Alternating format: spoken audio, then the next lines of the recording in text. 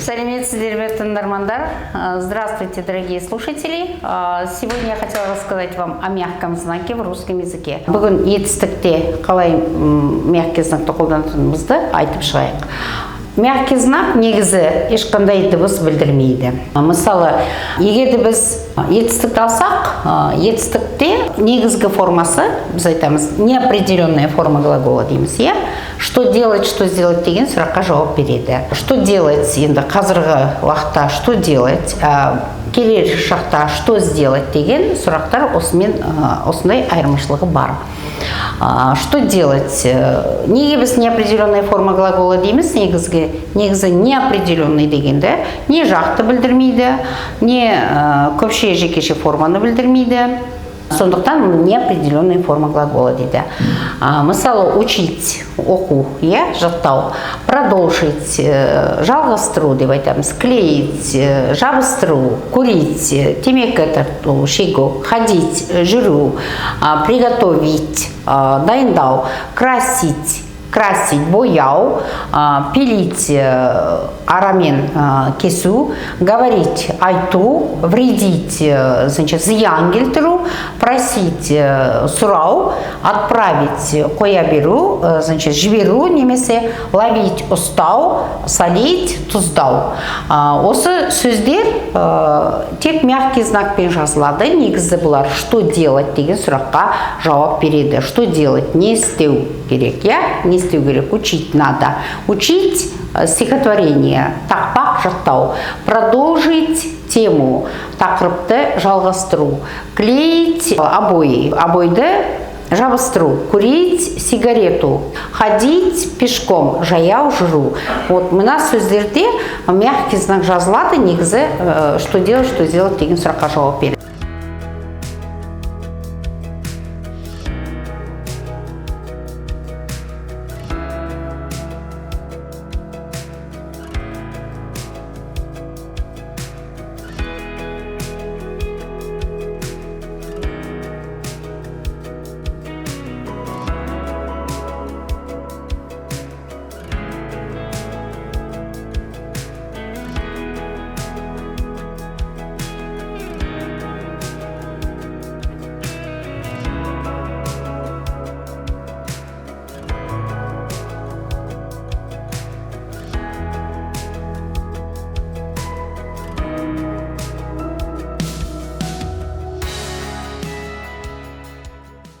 Жерде тағы етістікте мягкий знак жазылады.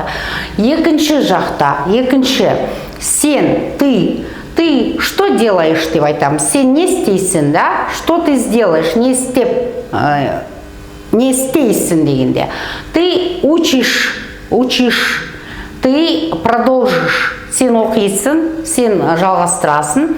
Ты клеишь, сен жабыстырасың, ты куришь, сен темекі тартасың, ты ходишь, сен жүресің, ты приготовишь, сен дайындайсың, ты красишь, ты пилишь, говоришь, вредишь, просишь, отправишь, ловишь, солишь.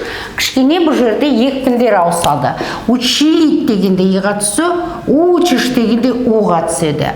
Продолжишь дегенде оға түсі, продолжить дегенде қалады. Клеить дегенде клеишь не еға түседі. Курить дегенде куришь дегенде. Негізі бізде екпін орыс тілінде біз айтамыз жылжымалы ол.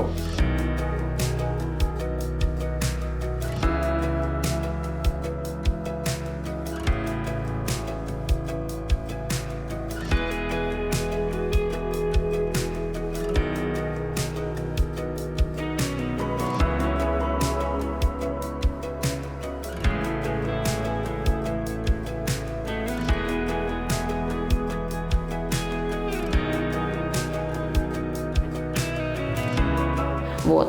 Енді қай жерде осы сөздерде міне қараңыз. Учить, учит. Мінеки продолжит. Клеить, клеит. Мына жерде мягкий знак жоқ. Мына жерде. Бұл үшінші жақта тұрғандықтан жоқ. Что он делает? Что сделает? Ол үшінші жақ. Он учит, он продолжит, он клеит, он курит, она ходит. женский, мужской род. Она приготовит, он красит, он пилит, он говорит, он вредит, он просит. Он что делает, он что сделает.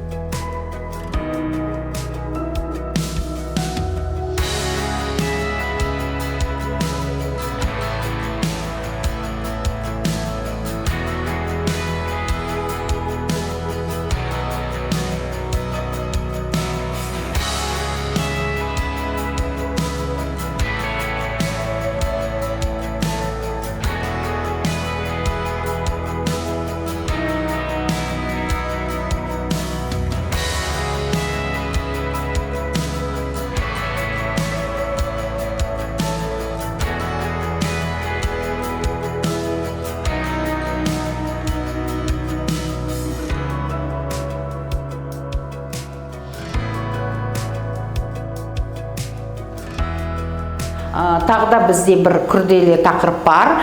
Ся деген, я, что делать, например, учиться, да, вот, что делать, там, например, играться, что делать, заниматься дегенде, осындай тағы бір тақырып бар, ол келесі жолы тағы да айтылады.